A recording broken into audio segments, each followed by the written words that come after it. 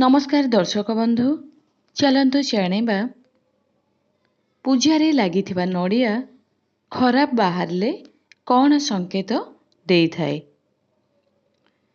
समस्तଙ୍କ सह केबे ना केबे एमिति निश्चिंत होइथिबो जे पूजा करा जाइथिबा नड़िया खराब पड़िथाए। एहा द्वारा मनरे डर आसीथाए जे बोधे भगवान आम पूजारे संतुष्ट नुहंती ओ आमर खराब समय आरंभ हेबा पई जाउछि। किंतु एहा ठीक नुहे, एहार किछि अलगा कारण रहिछि। आसंतु जानिबा एहा पछरे कौन कारण रहिछि। शास्त्र रे नड़िया को धनर देवी बा लक्ष्मींकर प्रतीक बोली कहा जाए। माँ लक्ष्मी को पूजारे नड़िया रहिबा निहाती आवश्यक होइथाए।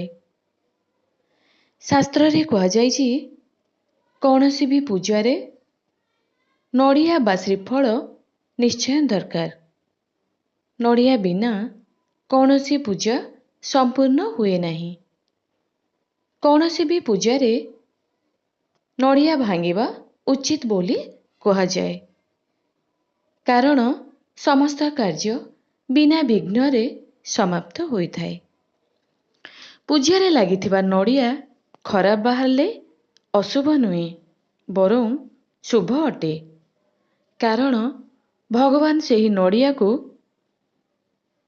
ग्रहण करि सारिचंती, जहा फलरे ताहा भितरु सुखी जाइथाए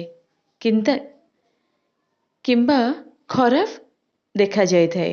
एहा व्यतीत आपणकर मनस्कामना पूर्ण हेबाकु जाउछि बोली सूचना मिलिथाए।